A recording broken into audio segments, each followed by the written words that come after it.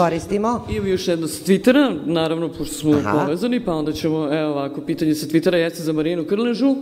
Kaže, u jednom intervjuu nedavno ste izjavili: od uvijek se smatram velikom masturbatoricom, volim taj izraz, po uzoru na Dalijevu sliku veliki masturbator iz 1929. Kako vaša bliža okolina gleda na vaše otvorene stavove na temu seksualnosti? Moja bliža okolina privatno, odlično, jer to je bio moj stil života od uvijek i bila sam prilično liberalna i mogla sam s prijateljima i prijateljicama o tome govoriti, ali sad sam počela javno o tome sve više istupati. Dakle, moja kolumna Seksurbacija u sklopu Seksoteke i okolina je za sad, priznajem, u redu.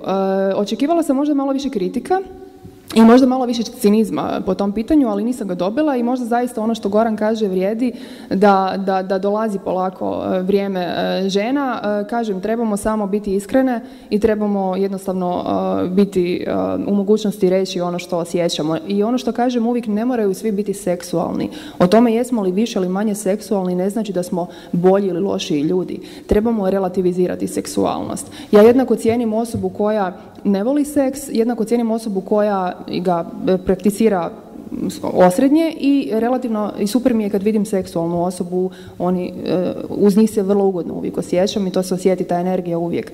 Tako da puno su bitnije neke druge stvari, a to su naša iskrenost, pravednost, poštenje, radišnost i tako dalje, one humane vrijednosti. A ovo je onda kad se ovo ima, onda ovo je nekako.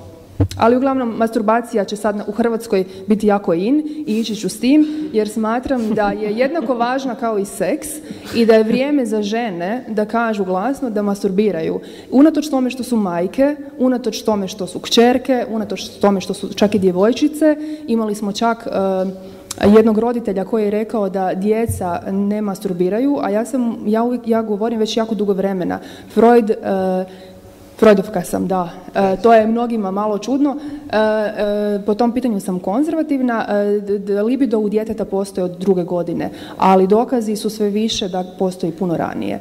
Tako da nemojmo to zanemarivati. Hajdemo se baviti seksualnošću i u mlađoj dobi, ali i u onoj 3. životnoj dobi, jer ja bih rekla svaka nam je jednako važna, barem meni.